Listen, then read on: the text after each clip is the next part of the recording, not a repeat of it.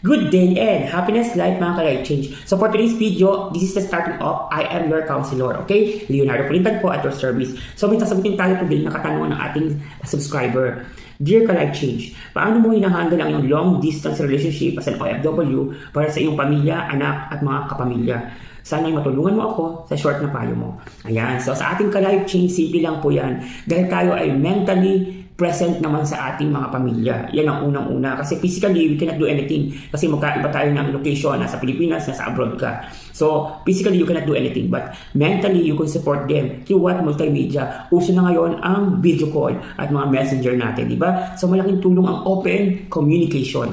Dapat nagkakaroon kayo ng maayos na kumustahan, balitaan, para at least kahit pa paano, nakakatulong ito sa isang long distance relationship para mapatatag ninyo ang inyong samahan. Okay? May mga pangailangan ang mag-asawa as a couple sa kanilang mga sarili, physically. So, kung hindi nila magagawa ito physically, they can do it also by multimedia, but make sure it was a private conversation na kayo lang talaga ang dalawa ang nakakaalam. Okay? So, another thing is, sa inyong mga anak, pwede naman kayo mag-online duty.